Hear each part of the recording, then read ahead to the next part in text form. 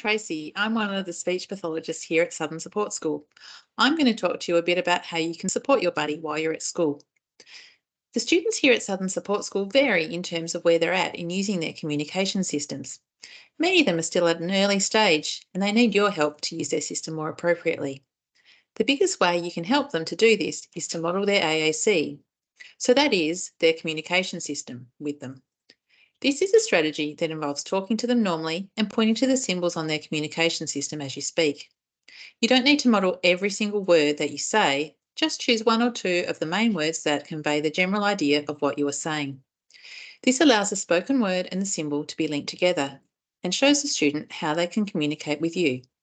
Having their buddy model communication with them will help them to see that everyone values this as a communication method and will help your buddy to develop their skills in using it themselves.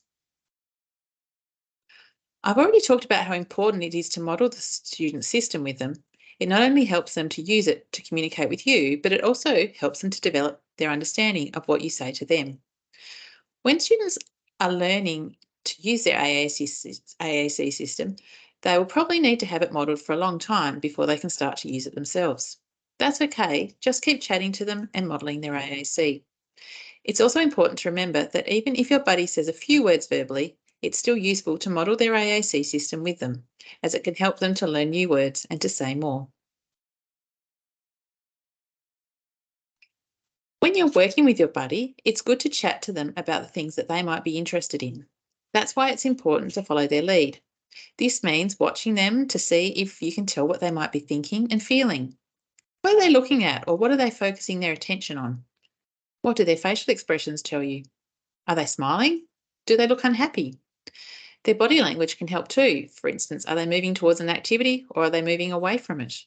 Sometimes it's harder than you might think just to stop and wait and look. You might have a set activity that you've been asked to do with the student, but sometimes they might have different plans. Once you think you might know what the student might be wanting to say to you, wait and see if they're going to tell you something themselves. Sometimes it's hard to wait, but you need to look at them and show that you're listening. If you don't look like you're expecting them to say something, you probably won't hear anything from them. When you're modelling the student's AAC device, it's good to give them a chance to use it themselves.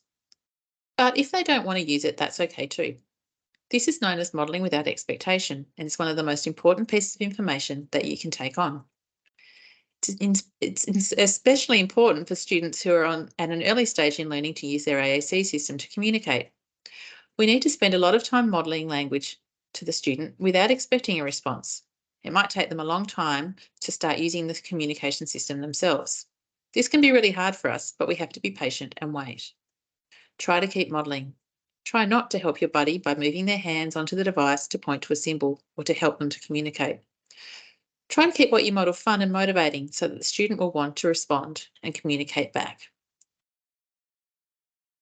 Modelling without expectation means commenting on the things that your buddy might be doing or thinking. It means not asking too many questions. Sometimes when you're not sure what to say, you might start to ask them heaps of questions, but this can be really stressful for your buddy. They might feel like that you're constantly testing them. Think about times when your parent asked you lots of questions. It can probably be really annoying at times. If you're tempted to ask a question, try to flip it. Maybe use an I wonder statement. So, for example, instead of saying, "What's in your lunchbox today?" you could say, "I wonder what's in your lunchbox. Let's have a look." Try to talk to your buddy about what you think they might want to say or comment on what might be happening around them. When you make comments rather than ask questions, it takes the pressure off because your buddy doesn't have to have an answer. So, for instance, if your buddy walks towards the fridge, you might say, "Oh, you're moving to the fridge. I wonder if you're hungry." You could then tap on the device and hit the hungry symbol. That's modelling to them the word hungry. If the student is laughing, you might say, "Oh, you're laughing. This song is so funny, isn't it?" And then you could tap on the symbol for funny to model that to them. If the student spills their drink, you might say, "Uh-oh, you spilled your drink," and point to the uh-oh symbol.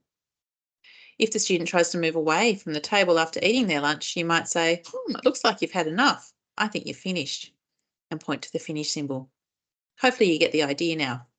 We'll give you a chance to practice all of this in a minute. Try to remember that when your buddy is happy and engaged with you, to model their communication with them as much as possible. If they're a little bit unsettled and don't really seem to be keen to chat to you, it's okay just to give them a break as well. As you can see in this slide, it doesn't mean just modelling when you're in the classroom with them either. Communication happens everywhere. Use your buddy's device with them when they go to other areas in the school, such as the gym, cooking, and outside as well. These are all places where we like to chat, so it's important to model their device there as well. You should now watch the video provided where Denise, one of the teachers at Southern Support School, is showing you how to model a student's communication device while she's reading a story. After you've watched the video, it's your turn to practice. Use the chat boards or AAC systems provided to practice how you might model with your buddy. Try to remember to make lots of comments rather than asking lots of questions. Keep what you say fairly simple and point to 1 or 2 symbols only as you speak. It's okay if you make some mistakes, that's fine. The more you practice, the easier it will get. When you're finished, chat with your partner about how it felt when you were modelling. What went well? What was really hard? Thanks for listening. We hope you enjoy your experience this year supporting your buddy to develop their communication skills. Please let Karen or one of the speech pathologists at school know if you have any questions.